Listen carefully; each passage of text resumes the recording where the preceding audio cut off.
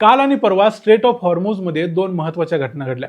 Marshal आयलँडचा झेंडा असणारी दोन अमेरिकन जहाजं जी ऑइल टँकर्स होती ती इराणने उडवली.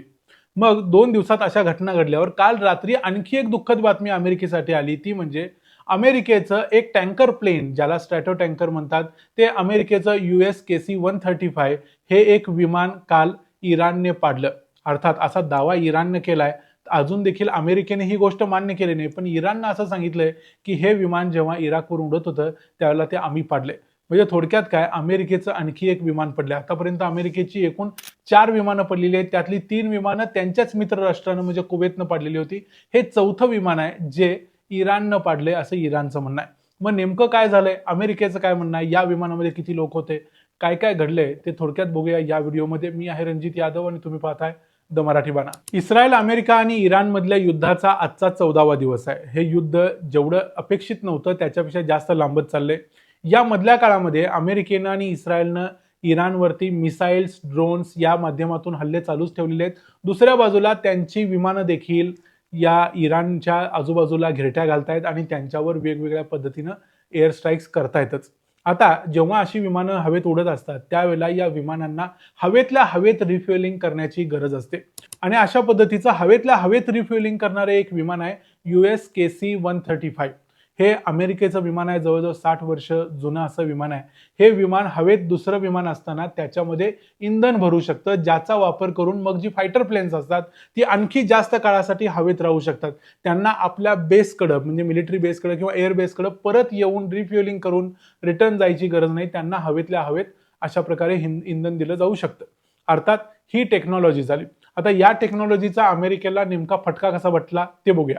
जेव्हा अमेरिकेची काही फायटर प्लेन्स इराकच्या दिशेने इराणकडे चाललेली होती त्यावेळेला पश्चिम इराकच्या वरच्या बाजूला असताना, इराक हा या युद्धामध्ये अमेरिकेचा सहकारी देश आहे हे इथं लक्षात ठेवा. इराकच्या वरती असताना या विमानामध्ये इंधन भरायचं काम चालू होतं.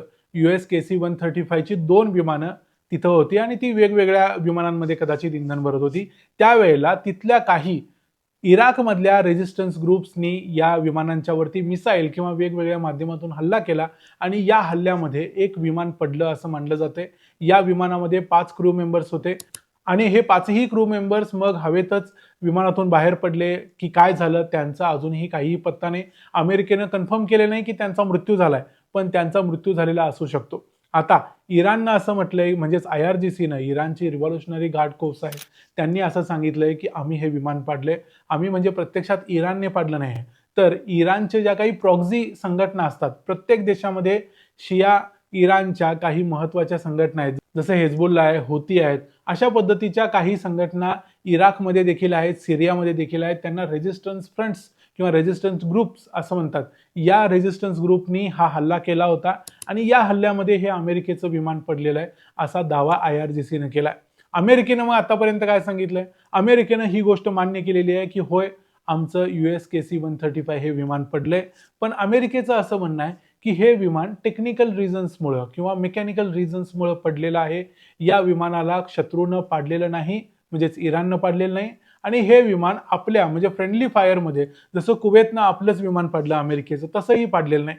ना फ्रेंडली फायर ना हॉस्टाईल फायर, दोन्हीमध्येही हे विमान पडलेलं नाही. त्यांचं म्हणणं आहे हे टेक्निकल रिझन्सनी पडलेलं विमान आहे.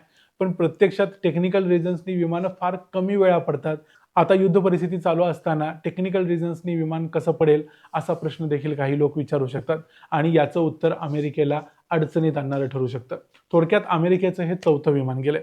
याच्याशिवाय इराणनं आणखी एक दावा केलाय, तो म्हणजे अमेरिकेचं एक फार मोठं एअरक्राफ्ट कॅरियर आहे.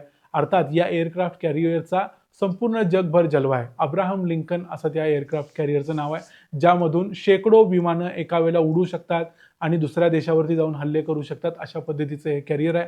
हे सध्या अरबी समुद्रात आहे, जिथं ओमान हा देश आहे. या ओमानच्या देशाच्या जवळ हे सध्या तिथं थांबलेलं होतं आणि त्या ठिकाणी इराणचं एक छोटंसं जहाज आलं आणि त्यानं या जहाजाला धक्का द्यायचा प्रयत्न केला असं सांगितलं जाते. पण प्रत्यक्षात धक्का लागायच्या अगोदरच अमेरिकेच्या हेलिकॉप्टर्सनी आणि विमानांनी त्या जहाजाला उडवून लावलं असं सांगितलं जातंय. प्रत्यक्षात इराण असंही सांगतोय की आम्ही मिसाईल्सच्या माध्यमातून, ड्रोन्सच्या माध्यमातून या एअरक्राफ्ट कॅरियरवर हल्ले केलेले आहेत. अमेरिका आता सध्यापर्यंत म्हणत होता की अब्राहम लिंकन या एअरक्राफ्ट कॅरियरवर कोणताही हल्ला झाला नाही, पण आता तो म्हणायला लागलाय की होय हल्ला झाला होता पण तो हल्ला आम्ही परतवून लावलाय.